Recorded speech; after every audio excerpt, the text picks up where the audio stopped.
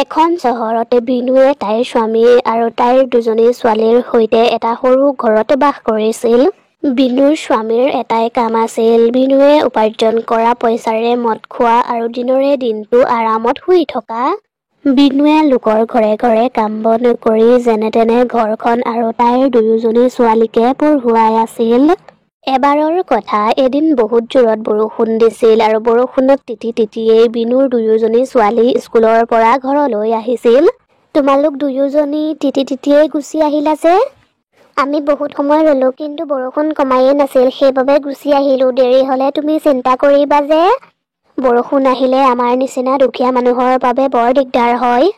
মা, তুমি দেখোন আমাক কৈছিলা তুমি আমাক ৰেইনকোট আনি দিবা বুলি। ৰেইনকোট হলে আৰু আমি নিতিতো। বিনুৱে ৰেইনকোট আনি দিম বুলিতো কৈছিল, কিন্তু মদনৰ মদ খোৱা আৰু ঘৰৰ খৰচবোৰৰ বাবে তাই পইচা মিলাবই নোৱাৰে। যোৱাবাৰো বৰষুণত তিতাৰ বাবে দুয়োজনী ছোৱালীৰ বেমাৰ হৈছিল, সেইবাবে এইবাৰ বিনুৱে ভাবিছিল সিহঁত দুয়োজনীকে ৰেইনকোট আনি দিব, কিন্তু তেতিয়াই মদনে মদৰ বটলটো হাতত লৈ বৰষুণত তিতি তিতিয়েই ঘৰলৈ আহিল। বিনু, অ বিনু, কত মৰিলি তই? তেতিয়াই তালৈ বিনু আহিল। মৰা হলে ভালেই আছিল, আপোনাৰ পৰা হাত সাৰিলোহেঁতেন। তই কি কৈ আছ এইবোৰ? তোৰ জীয়াৰ হতলৈ তোৰ চিন্তা নাই নেকি? মোৰ চিন্তা হয়, কিন্তু আপোনাৰহে নহয়। আপোনাৰ কেৱল মদ আৰু মদ। মদনক যদি কোনোবাই বেয়াকেও কয় তেতিয়াও তাৰ একো আপত্তি নাই, কিন্তু মদৰ কথা কলে তাৰ গাত লাগি যায় আৰু তেতিয়াই সি বিনুক এচৰ মাৰি দিলে। ঐ, তই নিজকে কি বুলি ভাবিছ? তই খুব কথা কবলৈ পাৰো বুলি ভাবিছ ন? মদৰ কথা একদম বেয়াকৈ নকবি, নহলে কিন্তু কথা ভাল নহব। মদে আমাৰ ঘৰ সংসাৰ ধ্বংস কৰিছে, আপুনি দেখা নাই? চুপ, একদম চুপ, নহলে তোক মাৰি মাৰি মই শেষ কৰি পেলাম। মদন আৰু বিনুৰ বিয়াৰ কিছুদিনলৈকে মদনে মদ খোৱা নাছিল। তাৰ পাছৰে পৰাই মদনে মদ খোৱা আৰম্ভ কৰিলে। মদৰ বাবেই তাৰ চাকৰিটোও গল, তথাপিও তাৰ একোৱেই গাত লগা নাছিল, কাৰণ বিনুৱে যে উপাৰ্জন কৰা আৰম্ভ কৰিছিল। দেউতাকৰ তেনেকুৱা ব্যৱহাৰবোৰৰ বাবে দুয়োজনী ছোৱালীয়ে মনত বৰ দুখ পাইছিল। আৰু পিছদিনা শুনিছে বাৰিষাৰ দিন আৰম্ভ হৈছে আৰু সদায়েই বৰষুণ দিবলৈ লৈছে। তাতে এতিয়া মই কি কৰিম? বাৰিষাৰ দিনত বৰষুণ নিদি ৰ'দ দিব নেকি? আপোনাক কথা কোৱাই ভুল। তেতিয়াহলেনো ক কিয়? নকবি আকৌ। ঐ, মোক পইচা কেইটামান দেচোন, মোকো দৰকাৰ হৈছিল। পইচাৰ কথা শুনি বিনুৰ খং উঠি গল। পইচা কিয় লাগে আপোনাক? তোৰ কাৰণে বিল্ডিং এটা বনাই আছো যে। যি কেইটকা পইচা আছে সেই কেইটকা পইচা মই আপোনাক মদ খাবলৈ দিব নোৱাৰো, কাৰণ ঘৰৰ খাদ্য কিনিব লাগিব। বৰষুণ কেনেকৈ দি আছে দেখিছে নহয়, এনেকৈ দি থাকিলে ঘৰৰ পৰা ওলোৱাটোৱেই টান হৈ পৰিব। গতিকে কেইদিনমানলৈ আহাৰ যোগাৰ কৰি থোৱাটোৱেই ভাল হব। বিনুৰ কথা শুনি মদনৰ বহুত খং উঠিল, কিন্তু সি ভাবিলে সি যদি এতিয়া বিনুক বেয়া ব্যৱহাৰ কৰে তেতিয়াহলে তাই পইচা কেইটা নিদিব।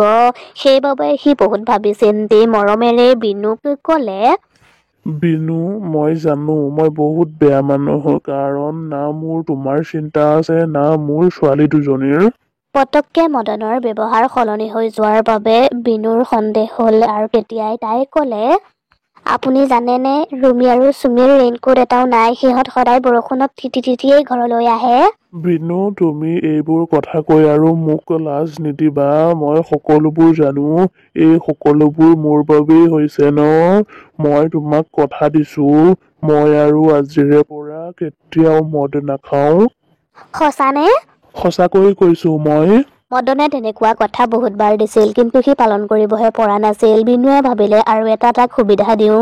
তেতিয়াই বিনু কামলৈ যাবলৈ ওলাইছিল, আৰু তেতিয়াই মদনে কলে, বিনু, ৰবাচোন, তোমাৰ হাতত পইচা আছিলে নহয়, পইচা কেইটা মোক দি থৈ যোৱা। মই ঘৰৰ বাবে খাদ্য আৰু ইহঁত দুজনীৰ বাবে ৰেইনকোট আনিম।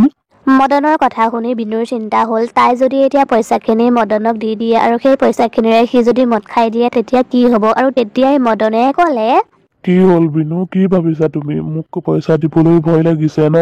মানে? এয়াইতো তোমাৰ প্ৰব্লেম, তুমি মোক শুধৰাবও বিচৰা আৰু মোক বিশ্বাসো নকৰা।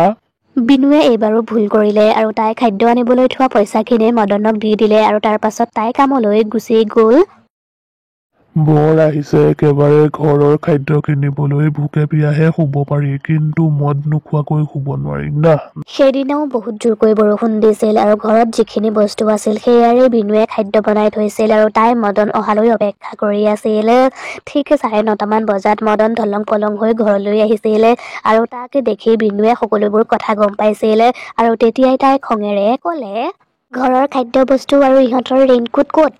ঐ মোৰ চকুৰ আগৰ পৰা আঁতৰ হো, বৰ আহিছে একেবাৰে হিচাপ কিতাপ কৰিবলৈ। সদায় দৰেই মদনে কাজিয়া কৰি শুই থাকিলে আৰু সেইদিনা বৰষুণ ৰোৱাৰ নামেই লোৱা নাছিল আৰু সেইদিনা বিনুৰ ঘৰৰ টিং ফুটি ভিতৰত বৰষুণ পৰিছিল আৰু তেতিয়াই চুমিয়ে এটা বাচন লৈ আহিছিল বৰষুণ পৰা ঠাইত দিবলৈ। তেনেকৈয়ে গোটেই ৰাতিটোৱেই বৰষুণ দি থাকিলে আৰু দুদিনলৈকে বৰষুণ এৰাৰ নামেই লোৱা নাছিল আৰু এতিয়াতো বিনুৰ ঘৰত খাবলৈও একো নাছিল। দুয়োজনী ছোৱালীৰ বহুত ভোক লাগিছিল, তথাপিও সিহঁতে মাকক একো কোৱা নাছিল। সিহঁতে বাহিৰলৈও ওলাই যাব পৰা নাছিল কাৰণ চাৰিওফালে পানীৰে ভৰি আছিল। মই এওঁক বিশ্বাস কৰি বহুত ডাঙৰ ভুল কৰিলো। এওঁ এইবাৰো মোৰ বিশ্বাস ভাঙিলে। দুয়োজনী ছোৱালী ভোকত ছটফটাই আছে আৰু এওঁ একোৱে গম নাপায় আৰামত শুই আছে। একেৰাহে বৰষুণ দি থকাৰ বাবে মানুহৰ ঘৰবোৰত পানী সোমাই গৈছিল আৰু সেইবাবে মানুহবোৰক সতৰ্ক কৰি দিছিল যে সকলোবোৰ মানুহ যাতে সাৱধানে থাকে। বিনুৰ ঘৰটোতো পানী সোমাই গৈছিল। তাই এতিয়া কি কৰিব একোৱেই বুজি পোৱা নাছিল। তাই মদনক উঠাবলৈ চেষ্টা কৰিছিল। মদন উঠেতো ঠিকেই, কিন্তু কাষতে থৈ দিয়া মদৰ বটলটোৰ পৰা দুঘোট খাই সি আকৌ লাহে লাহে পানীবোৰ বাঢ়িবলৈ ধৰিছিল আৰু সেইবোৰ দেখি দুয়োজনী ছোৱালীৰ বহুত ভয় লাগিছিল আৰু চাৰিওফালে কেৱল চিঞৰ বাখৰেই শুনা পোৱা গৈছিল। মা, আমি পানীত ডুবি যাম নেকি? মা, আমি মৰি থাকিম নেকি? ছোৱালী দুজনীৰ কথা শুনি বিনুৰ চকুত চকুপানী আহি গৈছিল, কিন্তু এয়া কন্দাৰ সময় নাছিল। সাহসেৰে কাম লৈ সকলোকে বচোৱাৰ সময় আছিল। একো নহয় মাইনা, বৰষুণ কমিলেই সকলোবোৰ ঠিক হৈ যাব। কিন্তু বৰষুণ ৰোৱাৰ নামেই লোৱা নাছিল আৰু বেছিকৈহে বৰষুণ দিছিল আৰু তেতিয়াই সিহঁতৰ টিঙৰ ফুটাৰেও বৰষুণ পৰিবলৈ ধৰিলে আৰু তেতিয়াই মদনৰো নিচা ফাটিল আৰু তেতিয়াই সি সকলোবোৰ দেখি গম পালে সিহঁত সকলোবোৰ বিপদত আছে। বিনু, ইমান পানী যে? দুদিন ধৰি একেৰাহে বৰষুণ দি আছে। তেতিয়াই পানী আৰু বেছি হবলৈ ধৰিলে আৰু তেতিয়াই বিনুৱে দুয়োজনী ছোৱালীকে কোচত উঠাই ললে আৰু মদনক ক'লে, হেৰি শুনিছে, আমি অতি সোনকালে ইয়াৰ পৰা ওলাই যাব লাগিব আৰু কাৰোবাক সহায় বিচাৰিব লাগিব। প্ৰথমবাৰৰ বাবে মদনে তাৰ পৰিয়ালটোৰ কাৰণে চিন্তা কৰিছে আৰু তেতিয়াই সি বিনুৰ হাতৰ পৰা দুয়োজনী ছোৱালীকে তাৰ কান্ধত উঠাই ললে আৰু তুমি চিন্তা নকৰিবা বিনু, মই মৰি গলেও মোৰ ছোৱালী দুজনীৰ একো হবলৈ নিদিওঁ। তেতিয়াই বিনুৱে পানীত এটা টিউব উটি অহা দেখিলে আৰু সেই টিউবটোৰ সহায়তেই বিনুৱে কাৰোবাক সহায় বিচাৰি আহিলে। দুদিন ধৰি নোখোৱা নোবোৱা বিনুৱে যেনে তেনে সাঁতুৰি থাকিলে আৰু তেতিয়াই তাই বচোৱা মানুহ দেখিলে আৰু সেই মানুহ কেইজনেও বিনুক ধৰি নাৱত উঠাই ললে। মোৰ ছোৱালী দুজনী, মোৰ স্বামী আৰু মোৰ ঘৰৰ ওচৰ চুবুৰীয়া সকলোবোৰ পানীত ডুবি আছে। আপোনালোকে তেওঁলোকক বচাওক। তাৰ পাছত বচোৱা মানুহবোৰে নাওখন লৈ গৈ বিনুৰ স্বামী আৰু দুয়োজনী ছোৱালীকে নাওখনত উঠাই আনিলে আৰু তেওঁলোকে বহুত মানুহকেই বচাই আনিলে। তথাপিও কিছুমান মানুহ ৰৈ গল। তাৰ পাছত তেওঁলোকে মানুহবোৰক শিবিৰলৈ লৈ আহিলে আৰু তেওঁলোকৰ খোৱাৰ যোগাৰ কৰিলে। বিনু আৰু তাইৰ ছোৱালী দুজনীয়ে খাদ্যখিনি দেখি বহুত সুখী হল আৰু মদনৰো প্ৰথমবাৰৰ বাবে ভোক অনুভৱ হল।